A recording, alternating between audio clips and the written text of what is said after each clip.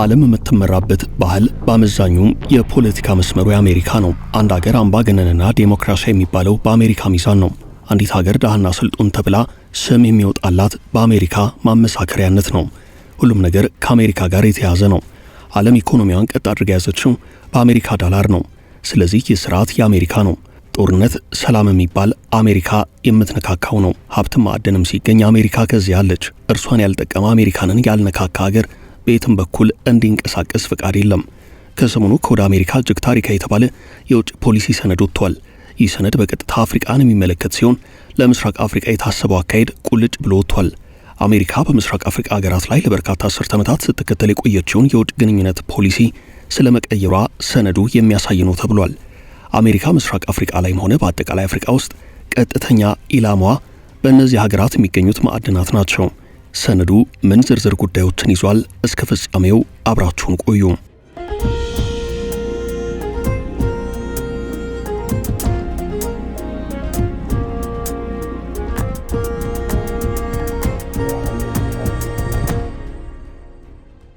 አሜሪካ በመላው ዓለም ሁለት ነገሮች ሲፈጠሩ አብራ ትገናለች። ሰሜን ይሁን ደቡብ፣ ምስራቅ ይሁን ምዕራብ፣ ሁለት ነገሮች ባሉበት ስፍራ ትገኛለች።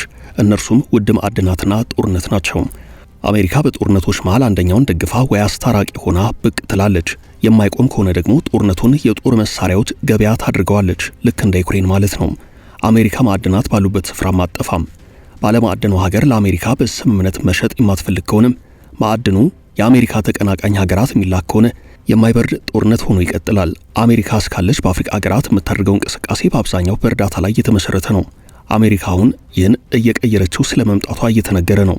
የማዕድናት ፖሊሲን እየተከተለች ነው ተብሏል። እንደሚታወቀው የፕሬዝዳንት ዶናልድ ትራምፕ አስተዳደር አዲሱን የአሜሪካ የፖሊሲ ሰነድ ባለፈው ሳምንት አጋማሽ ይፋ አድርጓል። ባለ 33 ገጹ የአሜሪካ የብሔራዊ ደህንነት ስትራቴጂ አሜሪካ ምስራቅ አፍሪካ ላይ ምን እንዳሰበች የሚያሳይ ነው። ርዕዮተ ዓለም ለረጅም ጊዜ አሜሪካ በአፍሪካ ስትከተል የቆየችው ፖሊሲ የሊበራል አይዲዮሎጂ በመጫንና በማስፋፋት ላይ የተመሰረተ ሆኖ መቆየቱን በመግለጽ ሰነዱ ይህ የቀደመ አካሄድ መቀየር እንዳለበት ያሳስባል። በአፍሪካ በእርዳታ ላይ ተወስኖ የቆየውን ግንኙነት የአህጉሩን የተፈጥሮ ሀብት ብዙ ጥቅም ወደሚሰጥ ጸጋነት ወደሚቀይር የኢንቨስትመንት ትብብር ልናሻገረው ይገባል። ግጭትን ለመፍታት የምናደርገውን አጋርነት እኩል ተጠቃሚነትን ወደሚያረጋግጥ የንግድ ሸሪክነት ልንለውጠው ይገባል ይላል። አፍሪካ ያላት ብቸኛ ሀብቷ ማዕድኗ ሲሆን ይህም አሜሪካ በቀጥታ ከአፍሪካ ጋር የምናደርገው ግንኙነት ማዕድናት ላይ ማነጣጠር አለበት ይላል። አሜሪካ በዚህ ሰነድ ማዕድናት ላይ ብቻ ሳይሆን የኃይል ምንጮችም ላይ ትኩረት አድርጋለች። አሜሪካ ከማዕድናት ወርቅ፣ ነዳጅ፣ ዘይት፣ በአፕልና ማይክሮሶፍት የሚዘረፉት የሊቲየም ማዕድናት በቀዳሚነት ኢላማ ውስጥ ገብተዋል። ከዚህ በተጨማሪ ለኃይል ምንጭነት የሚያገለግሉ ነገሮችም የዚህ ሰነድ ኢላማዎች ናቸው።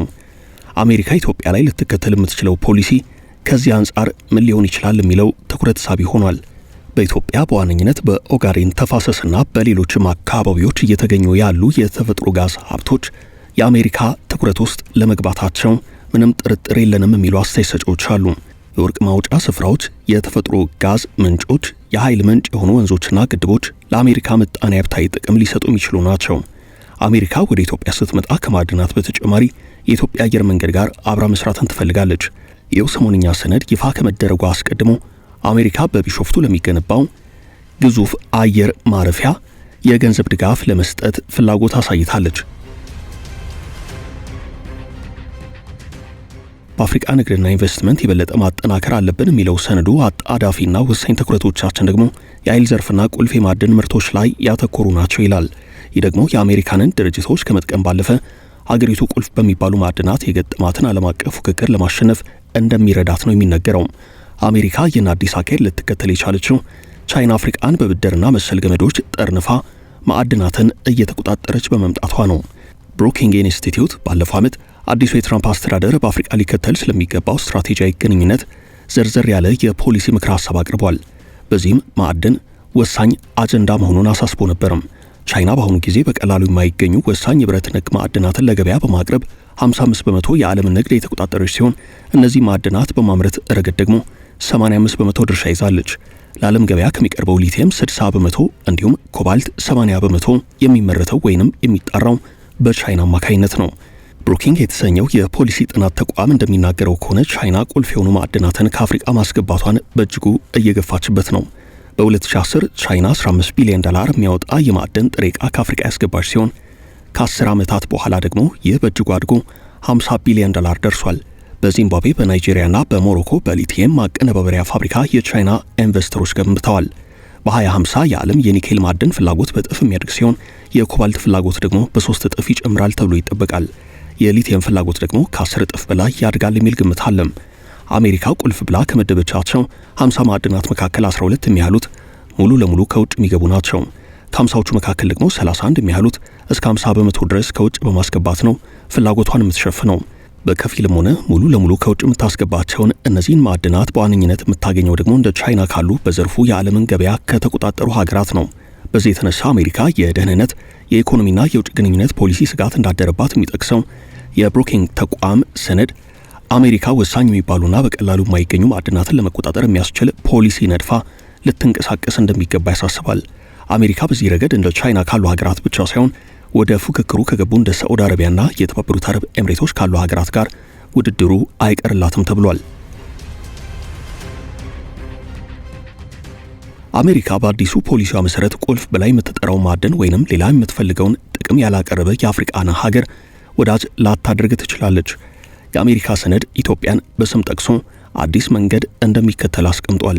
በሰነዱ ውስጥ በኢትዮጵያና በኤርትራ መካከል ያለውን ውጥረት እናረግባለን፣ በዴሞክራቲክ ኮንጎና በሩዋንዳ መካከል ውጥረት እናረግባለን ብሎ መጥቀሱ ግልጽ የስትራቴጂ ለውጥ መኖሩን የሚያሳይ ነው። ኢትዮጵያ ከቅርብ ጊዜያት ወዲህ በወርቅ ከፍተኛ ገቢ ያገኘች ነው። በዚህ ዘርፍ አሜሪካ አብራ መስራት ትችላለች። ከሰሞኑ የትራምፕ አስተዳደር የደህንነት ስትራቴጂ ሰነድ ይፋ ሲሆን በባለሙያዎች የተደገፈ ሰፊ ትንተና ያስነበበው የብሩኪንግ ኢንስቲትዩት ሰነዱን ተችቶታል። ተቋሙ ቀደም ብሎ በግንቦት የተሰጠውን ምክር ሐሳብ በሚቃረን ሁናቴ የአጭር ጊዜ ጥቅሞችን እንጂ ረጅም ጊዜ ስልታዊ የሀገር ፍላጎቶችን ሰነዱ እንዳላካተተ ገልጿል። እንደ ቻይናና ሩሲያ ያሉ ለዓለም ልዕለ ኃያልነት አሜሪካንን የሚፎካከሩ ሀገራትን ተገዳዳሪዎች ብሎ ሰነዱ ባለማስቀመጡም ትችት አሰምቷል። የሰሜን አትላንቲክ ጦር ቃል ኪዳን ድርጅት ኔቶ እንዲሁም የአውሮፓ ሀገራትን በተመለከተ ምንም ስትራቴጂያዊ አጋርነትን ያላመላከተ ሰነድ የትራምፕ አስተዳደር ማቅረቡን የጠቀሰ ሲሆን በታይዋን ጉዳይም አሜሪካ የምትከተለውን ፖሊሲ በበቂ ሁናቴ ያላሳየ ነው ብሎታል። በብሩኪንግ ኢንስቲትዩት ሰሞንኛ ትንተና ላይ አፍሪካን በሚመለከት አዲሱ ሰነድ ይዞ የመጣው የፖሊሲ አቅጣጫ የተተነተነ ሲሆን ላንድሪ ሲኜ የተባሉ ጸሐፊ በአህጉሩ ጠንካራ የንግድ አጋርነት የፈጠረችውን ቻይናን ለማሸነፍ አሜሪካ ከፈለገች ከምንም በላይ ንግድን የግንኙነቱ ዋና ማዕከል ማድረግ አለባት ብለዋል። አሜሪካ ከአፍሪካ የኃይል ምንጮችና ቁልፍ ማዕድን ሀብቶችን ማግኘት መፈለጓ የማይነቀፍ የፖሊሲ ለውጥ ቢሆንም ዋና የፖሊሲ ማጠንጠኛዋ ንግድ መሆን አለበት ብለዋል። በ2023 አሜሪካ በአፍሪካ ስራ ላይ የዋለችው ኢንቨስትመንት $5 ቢሊዮን ደርሶ የነበረ ሲሆን በወቅቱ የ3.37 ቢሊዮን ኢንቨስትመንት ምንጭ ከነበረችውም ቻይና በልጦ የተገኘ ነው። ከረጅም ዓመታት በኋላ በአፍሪካ የውጭ ቀጥታ ኢንቨስትመንት ፍሰት ለመጀመሪያ ጊዜ ቻይናን በልጣ የነበረችው አሜሪካ በቀጣዮቹ ዓመታት ግን ይህን መድገም ሳትችል ቀርታለች። ቻይና በኢንቨስትመንት ፍሰት ምንጭነት ብቻ ሳይሆን ከአፍሪካ ጋር በመነገድ ጭምር አሜሪካንን የምታስከነዳ ሀገር ናት። በ2024 ብቻ ቻይና የ$296 ቢሊዮን ሸቀጥ ከአፍሪካ ስትነግድ አሜሪካ ግን ከዚህ በግማሽ ያነሰ የ$104 ቢሊዮን ንግድ ነበር ያስመዘገበችው። አሜሪካ ቁልፍ ብላ ለምታስቀምጣቸው ማዕድናት አፍሪካ ወሳኝ ምንጭ ናት የሚለው የብሩኪንግ የጥናት ተቋም አሜሪካ እነዚህን ማዕድናት ከፈለገች በአህጉሩ ንግድና ኢንቨስትመንት ማጠናከር ላይ ልታተኩር እንደሚገባ ያሳስባል። አሜሪካ ሙሉ ለሙሉ ከውጭ ለምታስገባቸው እንዲሁም በከፊል ለምታስገባቸው ማዕድናት አፍሪካ ወደ 30 በመቶ የዓለምን ክምችት እንደምትሸፍን ተጠቁሟል። ይሁን እንጂ አሜሪካ በአፍሪካ የማዕድን ለቀማ ላይ ብቻ ከማተኮር ይልቅ ፎርፔ የተባለ የንግድ ግንኙነት ማዕቀፍ እንድትከተል ያሳሰበው ተቋሙ እነዚህንም ሲዘረዝር ብልጽግና፣ ኃይል፣ ሰላምና መርህ ብሎ በዝርዝር አስፍሯቸዋል። የእነዚህ ምንነት ሲያብራራም በአህጉሩ ሁለንተናዊ ብልጽግና እንዲመጣ አስተማማኝ የኃይል ምንጭ እንዲረጋገጥ፣ ሰላም እንዲሰፍን፣ የዲሞክራሲና ሰብአዊ መብት መርሆች እንዲከበሩ ማድረግ ቅድሚያ ሊሰጣቸው ይገባል ይላል። አሜሪካ ከዚህ ቀደም ተከተል የነበረው ይህንን ነው።